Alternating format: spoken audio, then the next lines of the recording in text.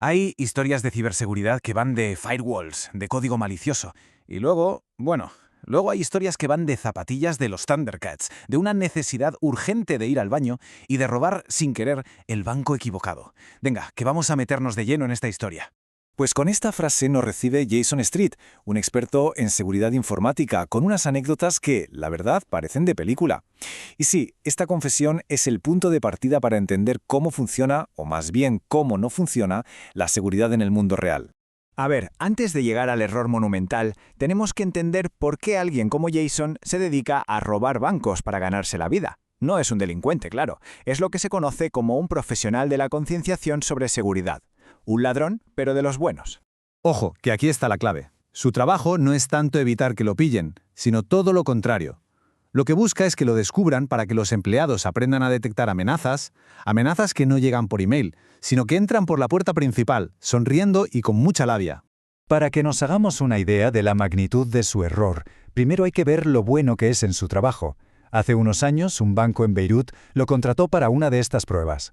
Vamos a ver cómo fue aquel golpe. Un golpe perfectamente legal. El encargo era claro, y la verdad es que era un reto en toda regla. Tenía que lograr estos 5 objetivos en 3 sucursales distintas. No era solo colarse, no. Era extraer activos críticos que podían tumbar toda la red del banco. Vamos, que la cosa era seria. Y aquí se ve perfectamente cómo se las gasta. Nada que ver con la imagen de un ladrón de bancos de película. El arma más potente de Jason es su capacidad para parecer inofensivo, casi adorable, como dice él. Su chaleco de la perdición no tiene explosivos, sino cacharros como los USB Rubber Ducky, que parecen un pendrive normal, pero pueden tomar el control de un ordenador en segundos. Pero lo fascinante aquí es la psicología que usa. Jason no entra por la fuerza. Él crea una historia, se deja ver cerca del despacho del director y con eso ya siembra una idea en la mente de los empleados. Oye, si estaba ahí será alguien importante, tendrá permiso. Esa suposición es la llave maestra que le abre todas las puertas. Y mientras Jason está ahí a lo suyo, detrás de la línea de cajas, conectando sus dispositivos, a pocos metros un cliente está depositando $250,000 en efectivo. Podría haberlo cogido sin problemas. Esto demuestra el riesgo real que había. Había conseguido una confianza ciega en cuestión de minutos. Y aquí es donde vemos el fallo garrafal de seguridad.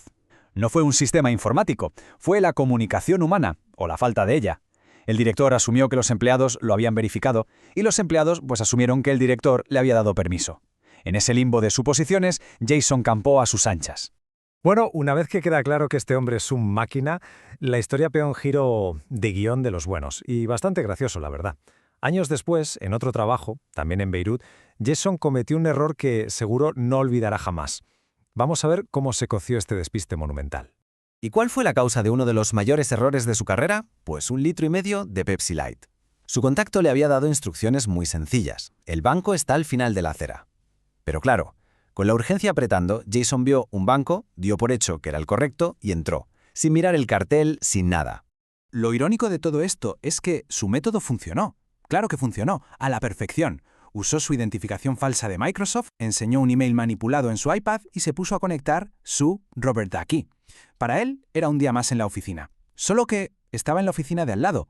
Pero claro, esto no podía salir bien para siempre. Su éxito inicial se convirtió muy rápido en una situación, digamos que tensa. Vamos a ver cómo se desmoronó todo el tinglado. Y ¡pum! Ese es el momento, el instante en el que la realidad le da una bofetada a Jason. La supervisora, en vez de creerse su historia o echarlo, encuentra la tercera opción, que él ni se había planteado, que toda su operación estaba montada para el edificio de al lado. Y su respuesta es que no tiene desperdicio. Sin excusas, sin mentiras, solo una admisión simple y directa de lo absurdo de la situación. Esto es desafortunado. Probablemente el mayor eufemismo que se ha dicho nunca en un banco. A partir de aquí, la cosa se va de madre, pero rápido. En lugar de calmar los ánimos, a Jason, en un momento de pánico, no se le ocurre otra cosa que intentar demostrar que su USB es inofensivo, conectándolo al ordenador del director, delante de 6 empleados bastante enfadados. Como él mismo reconoce, no fue su mejor idea. Pero lo mejor de todo, sin duda, es cómo acaba la historia.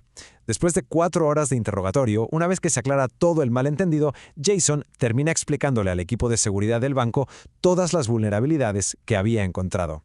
Pasó de ser un sospechoso a un consultor improvisado. Increíble.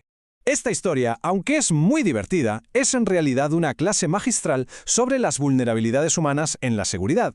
Así que, después de todo este lío, ¿qué podemos sacar en claro de las hazañas de Jason, tanto de las buenas como de las malas?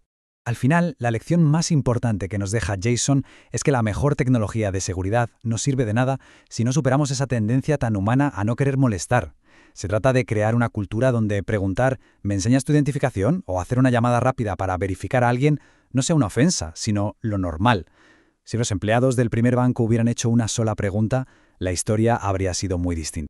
Y esa es la pregunta que nos deja esta historia. ¿Son los lugares donde trabajamos realmente seguros? La próxima vez que alguien entre con unas zapatillas llamativas y una sonrisa de confianza, quizá valga la pena hacer esa llamada.